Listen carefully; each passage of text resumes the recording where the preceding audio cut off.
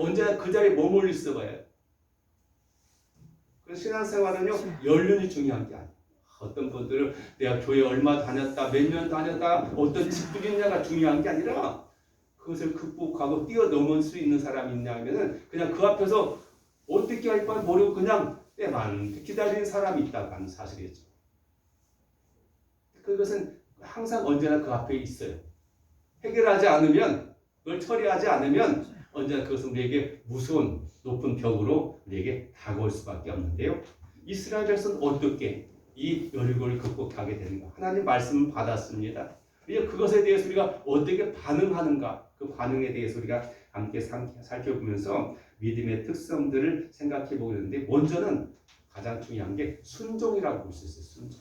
아멘.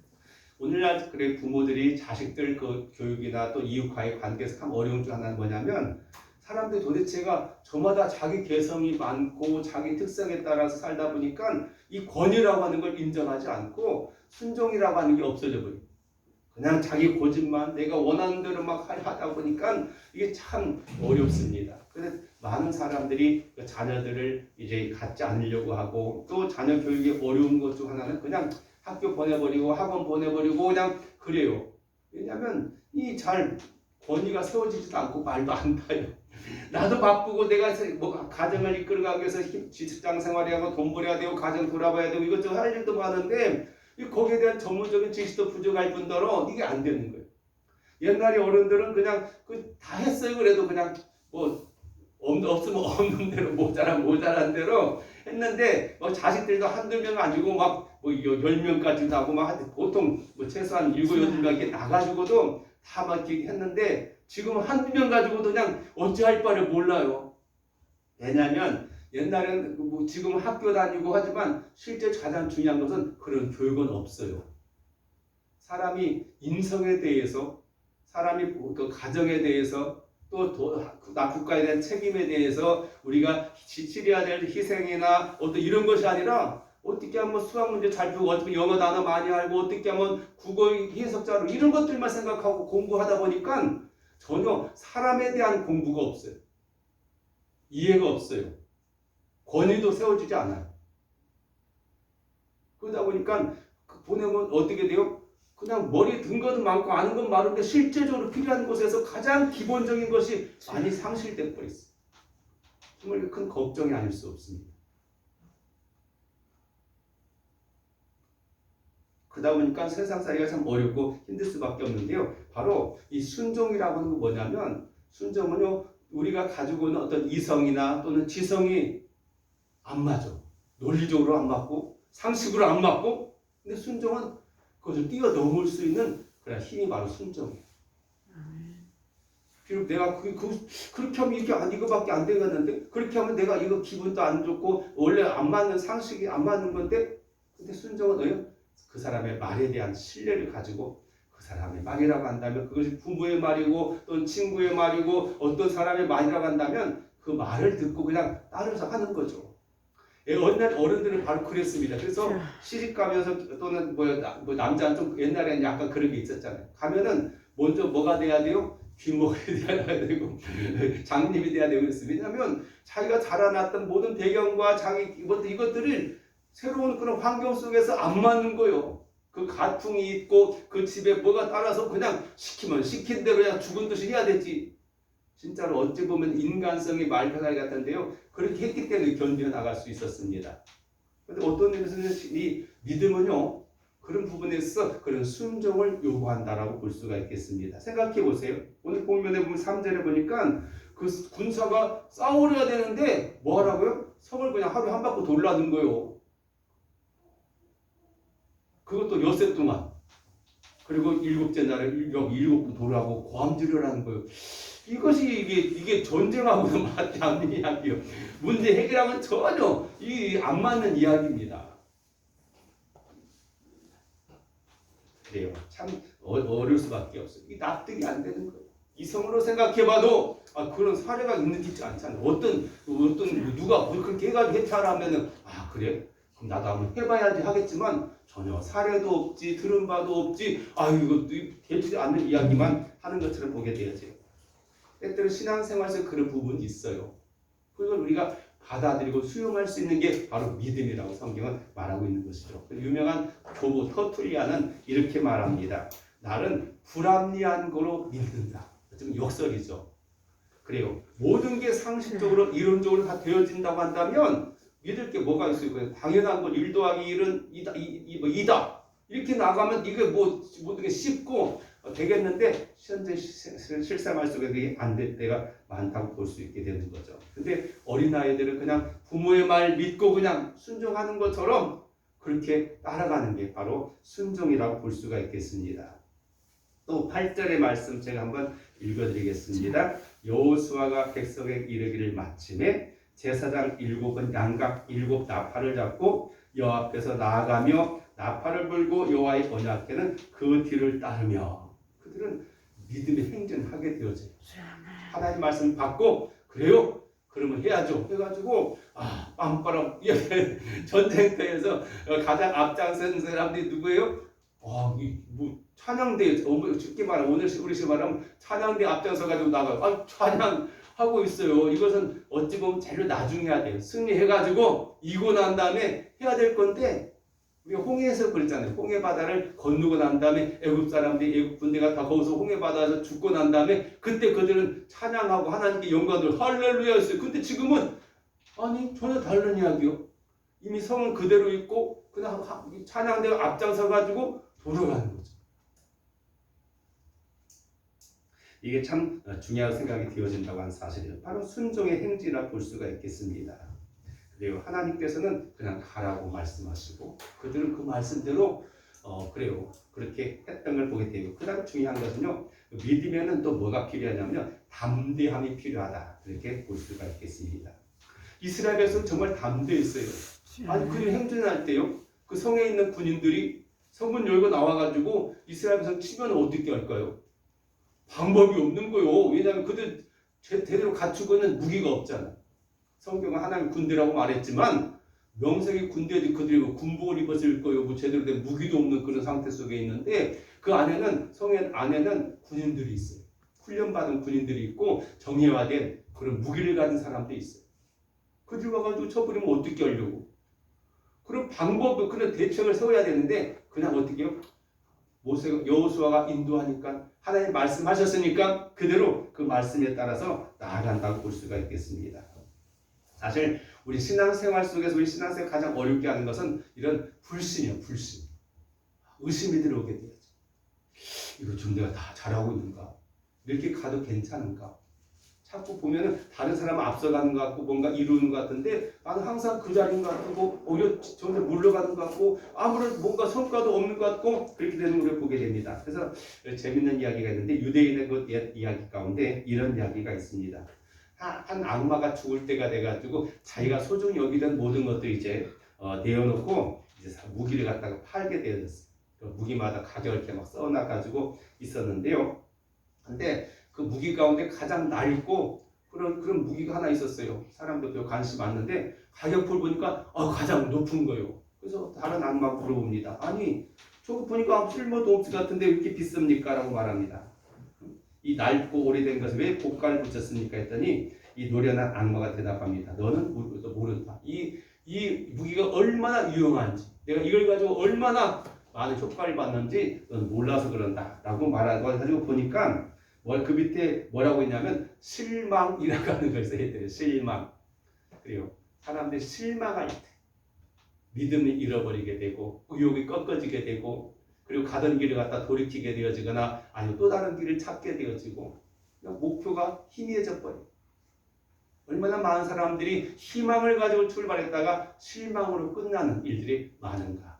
누가 사용하는 거라고요? 바로 마귀가 사용하는 가장 훌륭한. 그래서 많은 사람들이 신앙생활을 갖다가 정말 어렵게 시작했다가 그 앞에 닥치는 어떤 어려운 장애물이나 문제 앞에 그냥 실망하고 돌이켜가지고 나는 옛날로 그냥 내가 살던 대로 살아야지. 내가 내가 새롭게 한다고 해서 이렇게 되겠는가라고 하는 것을 우리가 보게 됩니다. 그래서 실망은요, 누가 가장 많이 사용하냐? 마귀가 가장 사용하는 무기다.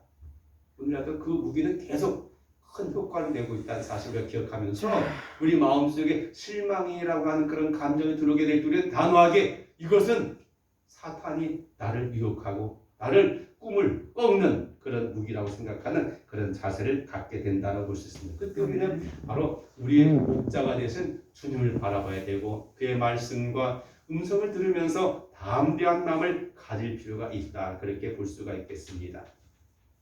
또 믿음에는 뭐가 필요하냐면요. 훈련이 필요합니다. 10절 제가 6장 10절 읽어드리면 여호수아가 백성에 명령하여 이르되 너희는 외치지 말며 너희 음성을 들리게 하지 말며 너희 입에서 아무 말도 내지 말라. 그리하다가 내가 너희에게 명령하여 외치라는 날에 외칠지니라. 이게 바로 훈련. 그 훈련은 어떤 훈련이냐? 침묵 훈련이에요. 침묵 훈련. 실제적으로 중세기 시대 속에 많은 그 수도원 가운데 하는 가장 중요한 훈련 가운데 하나가 바로 이 침묵 훈련입니다. 어느 기간 동안 딱 정해놓으면요, 말 한마디 하지 않고 그냥 뭐 우리가 그 오늘 마스크 쓰고 있지만 그냥 벙어리처럼 그냥 살아가는 그런 것이 필요해요. 야고보서 보면은 이 말이 사람들의 말이 얼마나 많은 여러 가지 사람들로 하여금 상처 있게 만들고 우리의 믿음을 팔아먹게 만들고 또 이것 때문에 우리가 실수를 많이 하게 되고 그래서 오죽하면 말에 실수가 없는 자면 온전한 자라고 야고보서에게 말씀하고 있잖아요. 마찬가지 아닙니까? 목사로서 말을 많이 하다 보면은 그것이 굉장히 큰 실수하게 되어져요. 본의 아니게 성도들이 상처 줄 수도 있고 본의 아니게 어떤 것들을 통해서 잘못할 수도 있고 우리 성도도 마찬가지입니다. 때로는 가장 가까운 사람에게 자기는 그냥 무심코한 말들이 가슴에 못이 되어지고 평생을 그것을 가지고 상처를 가지고 아픔 속에 살아게 만들고도 있는 것을 우리가 보게 되어진다고 하는 사실이죠. 그래서 이 말씀 속에서 한 성서학자는 이렇게 말하기도 했습니다. 이 원망하고 제잘되던 이스라엘 백성들의 입이 닫히기 전에는 하나님이 일을 하실 수 없었다. 우리가 이 출애굽기를 갖다 살펴보면요, 얼마나 이스라엘 백성들이 불만이 많았고 원망이 많았는 거 알잖아요. 우리 이제 다 목말라서 죽었다. 우리 먹을 것 없어서 죽었다. 아이고 너무 힘들어 죽겠다. 우리가 정말 외국에 매장지가 없어서 이곳까지 끌고 와가지고 우리 이곳에서 시키느냐? 계속 그냥 모세에게 하나님에게 불만했던 게 이스라엘 백성들. 근데 이제 40년이라는 기간 속에서 그들은 많이 훈련을 많이 받은 것 같아요. 그래서 많이 이제는 하나님이 하라는 건 하고 하지 말라는 건 안 하고 그래서 그동안 이게 달라진 거죠. 왜냐하면 그동안 모세와 함께 했던 사람들은요 애굽에서 어떤 생활했어요? 노예 생활. 노예 생활의 가장 큰 비참한 뭐냐면 시키는 것만 하게 돼요. 눈치만 보게 되어지. 그래야지 내가 상처 안 받고 내가 손해 안 보고 내가 매 안 맞고 그냥 그래도 견딜 수 있다고 생각하는 게 바로 노예 근성이에요. 창의성이 전에도 없어요. 새로운 걸 생각지도 않고 어떤 변화에 대해서 그들은 기대도 하지 않아요. 그냥 그 현 상태 속에서만 그냥 안주하면서 여기까지만 하고 그냥 하다가 뭐 그렇게 살면 되지 이렇게 생각하는 것이 노예 근성이죠. 그때 하나님께서 어떻게 했어요? 그럼에도 불구하고 그들이 갖다 그러려니 했어요. 근데 이제는 이 사람들은 달라요.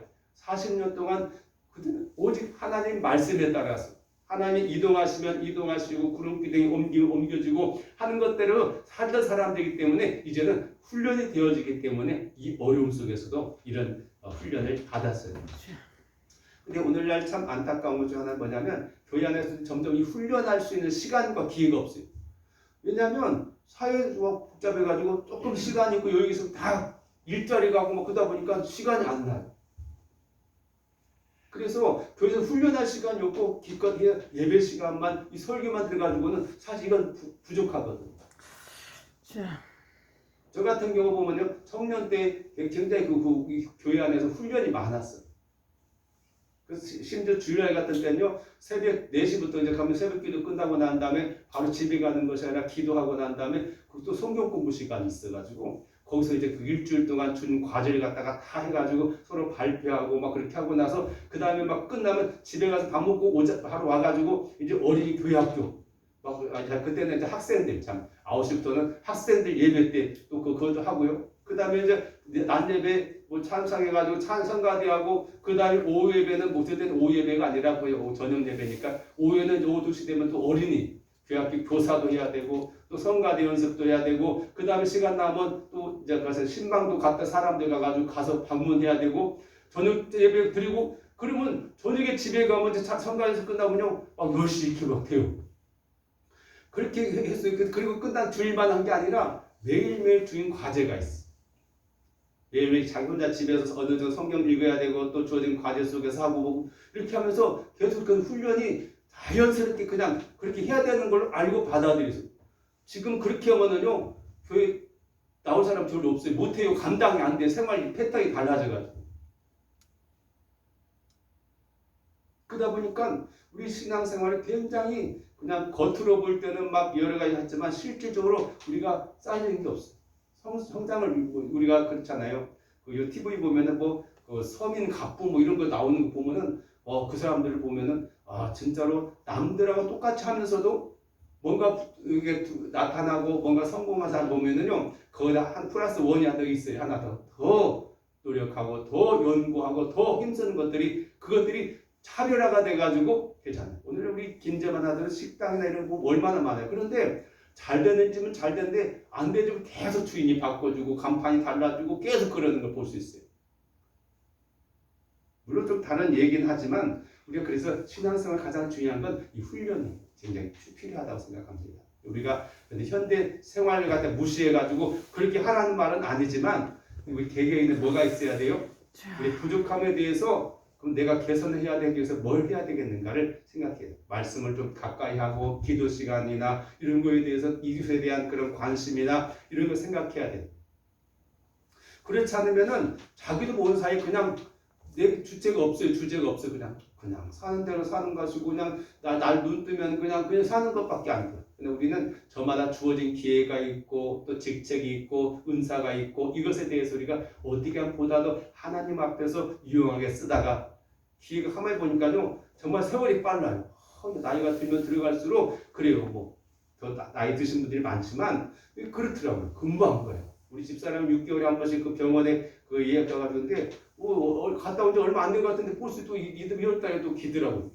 6개월이면 상당히 긴 기간인데 금방 갔다 온 것 같은데 또 그대 되는 것처럼 굉장히 시간은 빨리 지나가고 우리가 주어진 기회와 그 모든 것에 제한적이라는 사실이죠. 젊을 때는 그냥 빨리 나이가 들고 그냥 그렇게 원했는데 그게 아니더라니까요. 금방 들어가요. 바꿔져요. 그래서 제가 환갑이 지나고 난 다음에 새롭게 시작한 일이 한 3가지가 있어요. 첫 번째는요, 2층에서 계단 내리다 보니까 무릎에 관절이 아파지고 아픔이 와요, 고통이 와요. 큰일 났더라고요. 여기서 엘리베이터도 없고 계단 다녀야 되는데, 그래요. 집안에 누가 아프면 이거 어떻게 할까 생각해가지고 안 되겠다 싶어가지고 나름대로 건강한 사람이었잖아요. 내가 병원에 입원한 것도 없고. 그런 건강한 운동도 항상 조심하고 그랬었는데 안 되겠다 싶어가지고 그때부터 본격으로 시작하는 것이 바로 그 보건소 2층에 있는 헬스장 가가지고 내가 운동하게 됩니다. 내 몸을 갖다가 챙겨야 되겠다. 그래서 운동을 시작했죠. 또 하나는 이제 그러다 보니까 내가 음악을 좋아하지만은 연주할 수 있는 게 아무것도 없어. 그러다가 이제 하모니카 하는 걸 가지고 하모니카를 배웠어요. 그리고 오래돼서 한 두어 달 되나요? 이제 대가는 기간으로 한 두어 달 돼가네요. 색소폰을 갖다 또 시작했어요. 뭔가 우리 자신을 위해서 내가 그냥 생각만 하는 거하고 행동하는 건 차이가 있어요. 여러분 그런 것처럼 우리도 마찬가지예요. 언제 우리가 하나님 앞에 갈지는 아무도 몰라요. 내게 주어진 기간 다 달라요. 그러나 중요한 것은 우리가 믿음 생활에 언제나 주님을 만날 텐데 그때 우리가 정말 부끄럽지 않는 그 만남을 이루기 위해서는 내 자신을 계속 갈고 닦아야 돼요. 왜냐하면 우리가 편한 걸 생각하면요 문제는 우리 육신은 점점 나이 들어가면 자동적으로 근육도 빠지게 되고 기력도 약해지고 아파질 수밖에 없는 게 우리 육신이요. 근데 자꾸 관리하면은요 달라지더라니까요. 그래서 운동을 좋아하는 이유 중 하나는 뭐냐면 그걸 하니까 변화가 있어. 근육도 더 생기게 되어지고 또 아팠던 데가 또 약했던 데가 강화돼가지고 그게 괜찮아지더라. 여러분도 마찬가지. 그러니까 믿음 생활도 마찬가지로 하나님 앞에 말씀을 읽는 것, 또 기도하는 것, 우리가 또 이웃에 대한 관심을 갖는 것 이런 것들을 우리가 훈련하면서 해야 되지 저절로 이제 이 나이에 하지 마. 우리 나기가 관계는 우리는 영원한 생명을 가진 영생을 얻은 자들. 그건 거기에 초점을 맞춰야지 세상 사람이 바라는 것처럼 80살, 90살, 100살 이것은 차후의 문제예요. 그 하나님께 결정하시고 이제 너 수고했으니까 그만 오라고. 근데 아이고 알았습니다. 이 가면 되는 거고 그 기간 전에는 우리 이것이 하죠. 누구 막뭐 저런데 갈 생각하지 마시고 우리가 하나님 안에서 그렇게 믿음 생활하면서 물론 그 주어진 요건에 따라 최선을 다하는 그런 자세가 필요하다. 그렇게 볼 수가 있겠습니다. 그리고 왜냐하면 왜 침묵 훈련 시켰을까요? 불만이 나오기 시작하면요. 그렇잖아요. 저 말 많은 사람이 도대체 우리가 지금 뭐 하는 거예요? 첫 번째는 시키니까 하고 두 번째, 셋째 때 하면서 이상하게 생각하지 않을까요? 지금 도대체 이게 뭔 일이요 이게? 아니 이게 될 일이냐고 불만이 나오면요 금방 퍼져나가. 뭐 코로나보다 더 빨리 들어가야 돼. 그다음에 중요한 거죠. 믿음이라고 하는 것, 서양 속담 이런 게 있어요. 기다린다는 것은 곧 믿는다는 것이다. 믿음이 있을 때 기다릴 수가 있잖아요. 아니 우리가 조급한 이유가 뭡니까? 믿음이 없기 때문에. 이러다 괜히 나만 시간 보내고 이러다 나만 기회 놓치고 이러다 나만 그냥 떨어지게 될까봐. 믿음은 신뢰 속에서 우리가 서로 그런 기다림이 필요하고요. 그 다음에 중요한 건요. 믿음에 뭘 있어야 되면 기대를 갖게 소망이 있어야 돼요. 믿음이라고 하는 게 소망을 갖는 게 굉장히 중요하다고 볼 수 있습니다. 왜냐하면 6장 20절 말씀을 제가 읽어드릴게요. 이에 백성은 외치고 제사장은 나팔을 불매 백성이 나팔 소리를 들을 때 크게 소리질러 외치니 성벽이 무너져 내린지라. 백성이 각기 앞으로 나아가 그 성에 들어가서 그 성을 점령하고. 그래요. 여기 보니까 중요한 게 있습니다. 왜냐하면 그들이 지금 7일 동안 돌아갔습니다. 그날은 또 이제 7번 돌면서 했는데 그러면 뭔가 변화가 있어야 되잖아요. 변화가 생겼어요? 전혀 안 생겼어요. 그대로 여리고성은 그대로 있었고 그들 눈앞에 버젓이 하나도 달라진 상태에 않은 상태에 있었어요. 그런데 하나님께서 명령을 드렸어요. 나팔 소리 외치면서 그때 함께 소리를 질러라. 소리를 지르니까 그때 무너졌다는 거죠. 아멘. 오늘 우리가 마찬가지. 우리가 때때로는요, 뭔가 이게 좀 바꿔졌으면 좋겠어. 여건이 조성되면 좋겠어. 그래서 기회가 딱 와가지고 딱 내가 얻으면 좋겠어. 그러나 여전히 똑같아. 그때 뭐가 필요하다고요? 바로 이런 기대를 갖는 믿음부터. 내가 그동안 믿음의 행위가 있었고 하나님의 약속이 있었고 이제는 하나님께 대가 됐다고 할 때 그때 우리가 외쳐야 돼. 그때 집중력이 생기고 그때 하나님의 역사가 나타나게 되어진다고 하는 사실이죠. 문제는 해결되지 않은 채 여전히 미궁이고 어떻게 해야 될지 모르겠지만 성도들에게는 누가 있어요? 바로 약속할 하나님이 있고 그분의 능력이 우리 안에 있다고 하는 사실, 그것을 신뢰하고 부를 때 바로 오늘 히브리서 기자는 여리고성이 무너진 이유에 대해서 바로 그렇게 우리에게 말씀하고 있는 거죠. 오늘 우리에게도 뭐가 있습니까? 여러분 앞에 있는 여리고성이 있어요. 그동안 그냥 바쁘니까 귀찮으니까 아니면 두려우니까 회피했다가 한다. 이제는 우리가 이스라엘 백성들처럼 바로 하나님의 말씀에 귀를 기울이면서 우리가 할 수 있는 일이 뭔가. 이건 어떤 외적인 행동도 중요하지만 중요한 것은 내적으로 더 하나님을 신뢰하고 우리 자신에 대해서 어떤 희망을 가지고 우리가 긍정적인 생각 속에 살아가는 그런 자세야말로 우리 앞에 있는 장애를 해치고 우리도 이제 어떻게 돼요? 들어가 점령해가지고 탈취를 할 수 있는 그런 자가 된다고 볼 수 있습니다. 열왕기서에 보면은 뭐가 나와요? 엘리야가 올해 3년 6개월 동안 가물을 들었을 때 기도한 장면. 그 기도하면서 자기 사환하게 말이다. 야, 기도하고 나서 야 가봐. 구름 좀 보이냐? 뭐 낌새가 보이냐? 아니요. 그냥 있는데요. 또 기도해. 또 가면 가봐. 똑같아요. 또 기도해. 그렇게 계속 기도를 하잖아요.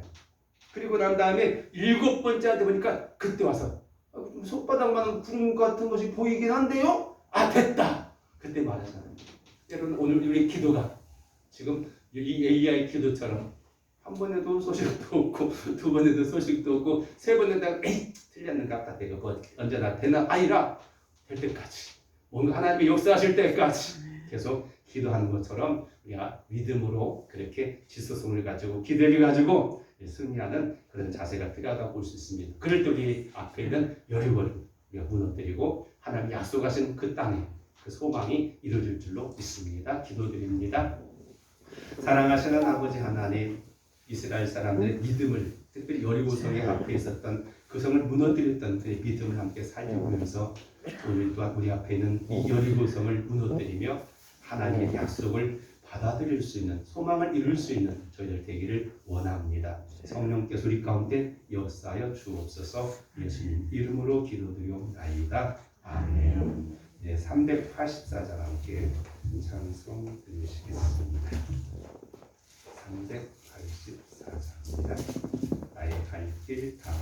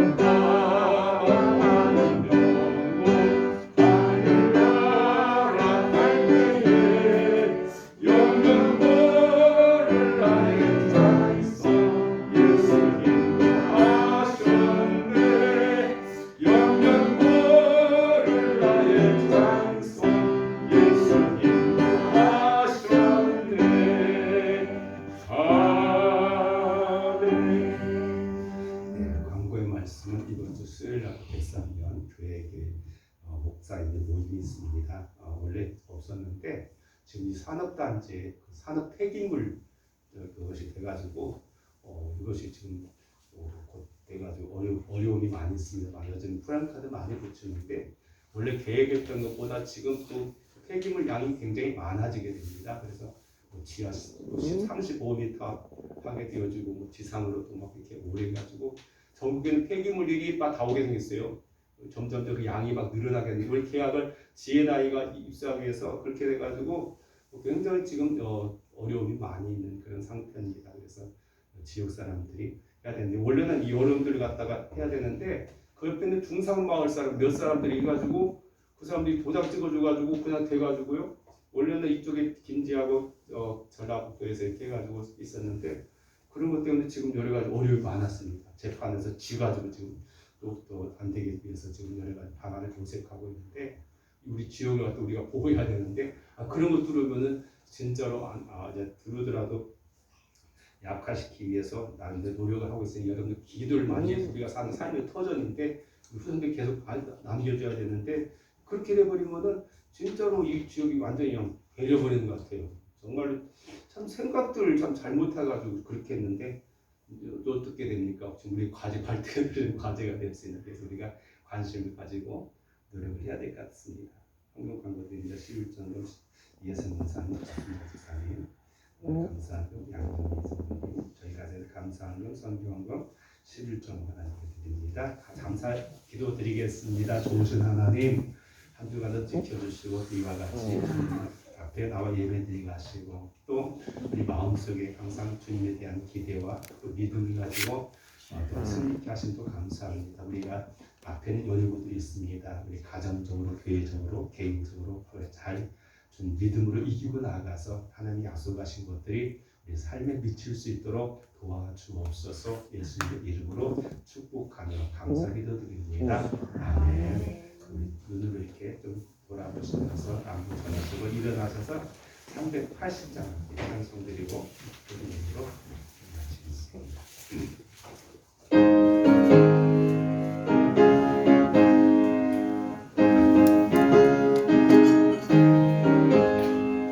너의 생명 되신 주 주님 앞에 나아갑니다.